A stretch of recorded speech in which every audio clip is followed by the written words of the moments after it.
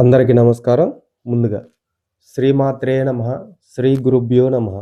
గంగాధర్ వాస్తు జ్యోతిష్యాల YouTube ఛానల్‌కి స్వాగతం అండి. మనం ఈరోజు వాస్తులో చర్చించుకోబోయే టాపిక్ ఏంటంటే కాంతం గృహం. ఈ గృహం గురించి ఈరోజు తెలుసుకుందామండి. ఇది ఎవరెవరు నిర్మించుకుంటే ఏ ఫేసింగ్‌లో ఎక్కువ నిర్మించుకుంటే బావుంటదనేది కూడా మనం ఈ వీడియోలో తెలుసుకుందాము. చూడండి. ఇక్కడ గనక మనం చూసుకుంటే ఇది మన గృహం అనుకోండి. దిక్కులు తీసుకున్న తూర్పు, పడమర, దక్షిణం, ఉత్తరం. విదిక్కులు తీసుకుంటే ఈశాన్యం, ఆగ్నేయం, నైరుతి, వాయువ్యం. కాబట్టి మన ఈరోజు ఏంటి మనం తెలుసుకునేది కాంతం గృహం గురించి తెలుసుకుందాం. ఈ కాంతం గృహం అంటే ఏ ఫేసింగ్ ఫ్లాట్ ఉన్నోళ్ళు ఎక్కువ నిర్మించుకోవచ్చు కూడా మనం చూద్దామండి. ఈ కాంత గృహం వచ్చేపాటికి తూర్పు, పడమర. తూర్పు, పడమర 2 ద్వారాలు.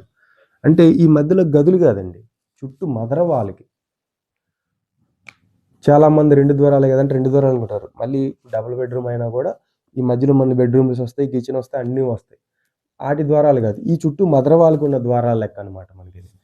తూర్పు, పడమర 2 ద్వారాల కలదే కాంతగృహం. ఈ గృహం వల్ల మనకి ఎలాంటి బెనిఫిట్స్ వస్తాయి? ఎలాంటి బెనిఫిట్స్ అంటే పుత్ర పౌత్ర సుఖము ప్లస్ పుత్ర పౌత్ర వృద్ధి కూడా అన్నమాట. ఈ గృహం నిర్మించుకోవటం వల్ల మనకి ఈ లాభం కలుగుతుంది అన్నమాట.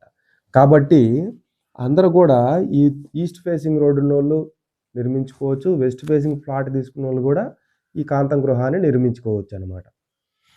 కాబట్టి ఈ గృహాన్ని కూడా మన అందరం నిర్మించుకోవచ్చు.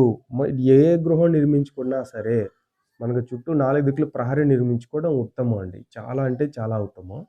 ఇది కంపల్సరీగా అందరూ తెలుసుకోవాలి, ప్రహరీ నిర్మించుకోవాలి. 4 దిక్కులు ప్రహరీ ప్లేస్ వదిలేయాలి. మనకి ఎందుకు వదలాలి అనేది కూడా మనం క్రిందటి వీడియోలో చెప్పాము. ఒకసారి మన వీడియోలు బ్యాక్ వెళ్ళి చూసుకోండి, మీకే అర్థమవుతుంది. ప్రతిదీ క్లియర్గా మనం విశ్లేషించి చెప్పామండి.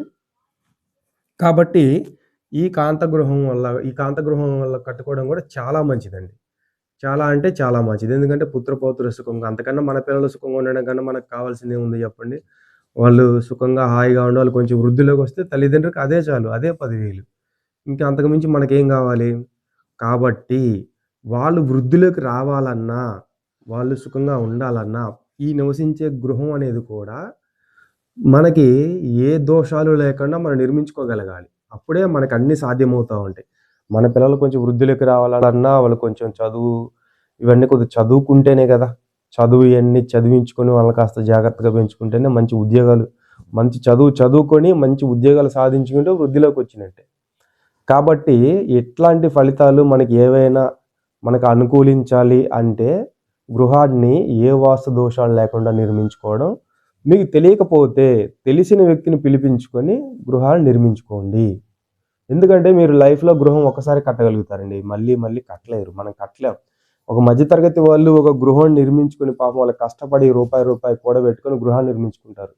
అది ఎలాంటి దోషాలు లేకుండా నిర్మించుకుంటే హ్యాపీ. ఆ తర్వాత వాళ్ళ పిల్లలు మళ్ళీ వాళ్ళ చదువులు, హైయర్ ఎడ్యుకేషను, కాలేజీలు, పీజీలు, పిహెచ్డీలు ఇట్లా చదువుకుంటూ పోతే వాళ్ళకి చాలా ఖర్చు అవుతుంది.